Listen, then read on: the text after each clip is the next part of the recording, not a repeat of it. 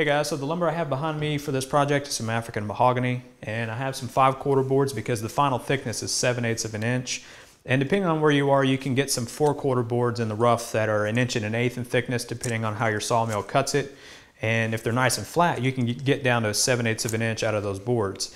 I didn't want to play it close with this, so I ended up going with 5/4 lumber, and I'll take it down to roughly 1 inch in thickness, and then use the drum sander to get me close to 7/8. So I was able to luckily get all this out of one log, so I know that when I apply the finish, it's going to look consistent and it's going to age about the same. I have this is one board that I chopped up to be able to fit into my lumber rack that's 13 inches wide, 7 inches wide, and 13 inches wide. So these 3 boards are going to get me 99% of this project except for the feet where they require 8/4 lumber. And when it comes time to that, I'll show you that I have an 8/4 mahogany board in the stack. This lumber that I'm using is quarter sawn. Luckily I asked for some just regular 5/4 African mahogany, and I was going to work around any cathedral grain patterns and knots and stuff, but they gave me quarter sawn mahogany, and they not only gave me quarter sawn, but they gave it to me at a regular mahogany price, which is less than I can get walnut for. So pretty happy about that, and it's, you know, really nice stuff. Now for the bottom panel, I have a piece of plywood, mahogany plywood, that I'm going to be using for the bottom panel. This is a 2 foot by 4 foot sheet that I got from Home Depot, of all places. And I'll put the name of the brand of the plywood here on the screen. I can't remember what it is exactly, but this was like, I think 12 bucks for this piece of ply, maybe a little bit more. But I was able to get all this, that way I don't have to use solid wood for the bottom panel, and don't have to worry about expansion and contraction, you know, over the different seasons as much as you do with plywood. This is pretty stable stuff, and it's not going to move. So I recommend picking one of these panels up from Home Depot, and I think I ordered this, and the shipping was $6 on this, and it came in 2 days. So this is definitely an awesome buy. If you don't need a full sheet of African mahogany plywood, which I don't, I opted to buy just a little 2 foot by 4 foot project panel, as they call it. And it has mahogany on both sides, and it is extremely nice plywood, no voids that I can see, and the grain pattern on it is really nice. So with that out of the way, let me go ahead and lay this lumber down on the workbench, and we'll talk about the cutting strategies for getting the panels. So for my material, I'm going to have to edge glue 2 of these boards together to get the 16.5 inches in width. So I have one of the 13 inch wide boards here and the 7 inch wide board. And what I plan on doing is taking this board, the 13 inch wide board, down to 12 inches in width, because I have a 12 inch wide joiner. And I'm going to leave this one at its full width of 7 inches. And when I edge glue those, it'll give me a little bit of room to then trim it off and to true everything up. So the first thing I'm going to do is mark off the first inch of the end, because normally when you get rough lumber, the ends have checks and cracks and all kinds of stuff wrong with them. And then the first measurement is going to be the left panel, because luckily I have enough length here on this board that I cut. It's 110 inches long. Again, it was a 14 foot long board that I cut down to fit in my lumber rack. So I'm able to get the left panel, front panel, and then the right panel. So that way we get some grain wrapping on 3 of the 4 sides.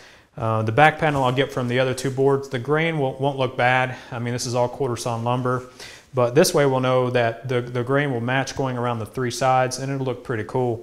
So we're going to measure 20 inches for the first panel, which is the left panel, and then 41 inches, and I'm overcutting these an inch just to give me some room to play with. 41 inches for the front panel, and I'm making the same marks on the 7 inch board because they're going to be staying together. That way when we cut these and edge glue them, the grain will match going around the left to the front to the right on the 7 inch board as well. And then finally I'm going to mark and cut 21 inches for the right board. And so now I'm going to break out the jigsaw and cut these down to size, and then we'll mill them up. When it comes time to breaking down full-length stock or wide stock like the 13 inch wide boards that's too wide for my miter saw, I like to go to my jigsaw. I just find that it's a safe and slow cut that I don't have to worry about any potential kickback. After cutting them the length with the jigsaw, I take the panels that are 13 inches wide over to the table saw to take down to 12 inches in width so I can run them over my joiner. To use the joiner, I will run the board over the joiner head, getting one face flat, and then referencing that flat face against the fence, I will joint one edge.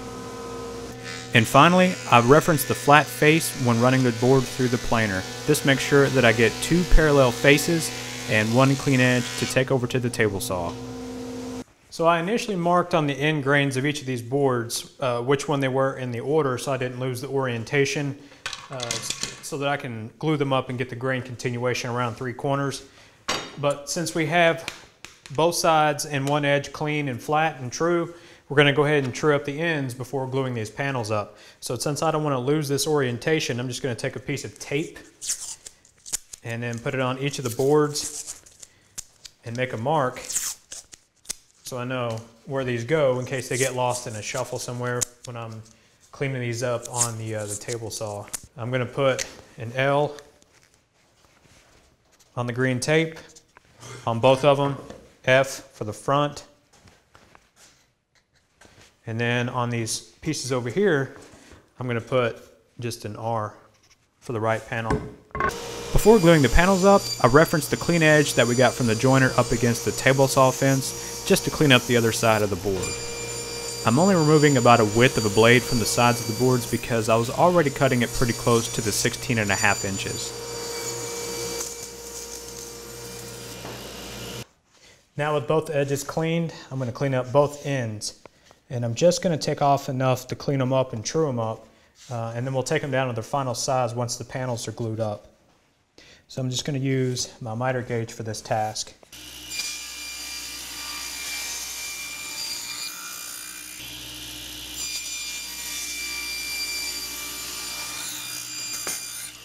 So now we're ready to go ahead and edge glue these together to get our panels.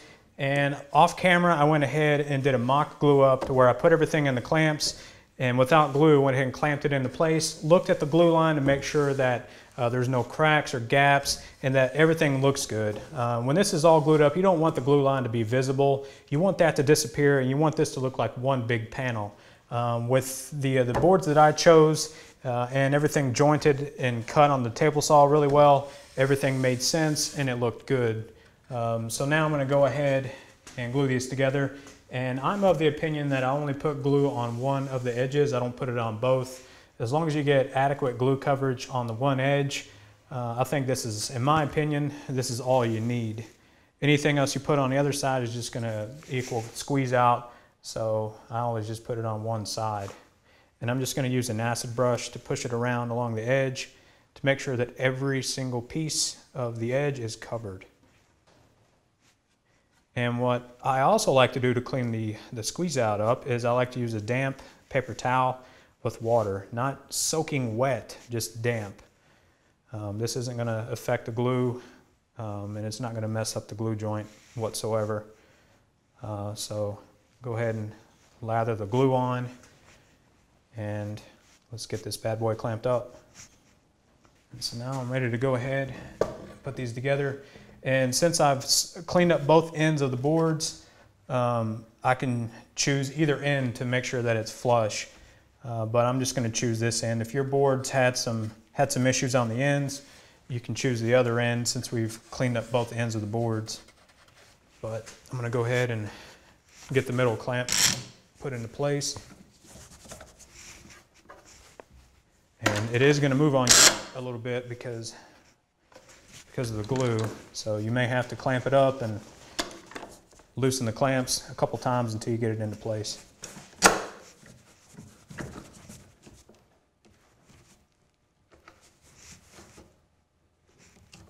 So now I've got an even bead of glue all the way down the glue line, so I know I've got adequate glue. So I'm just going to take this wet paper towel and just clean this up.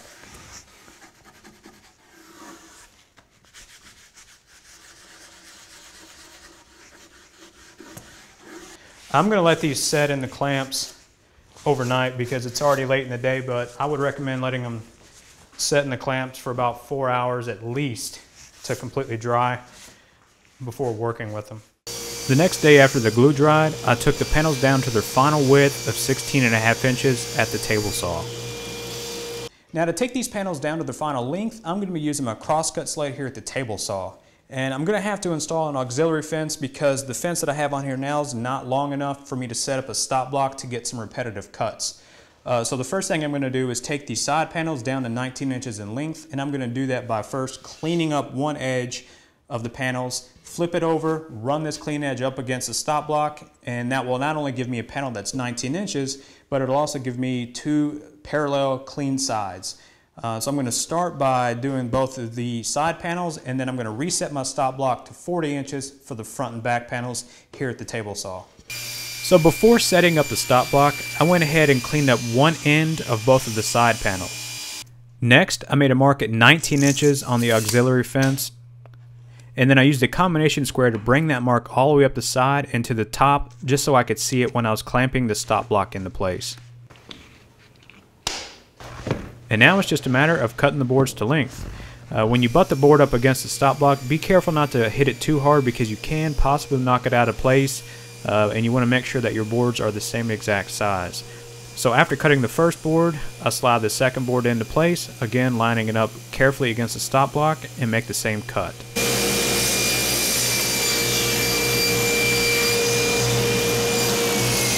For the front and back panels, I reset the stop block to 40 inches and cut them to length.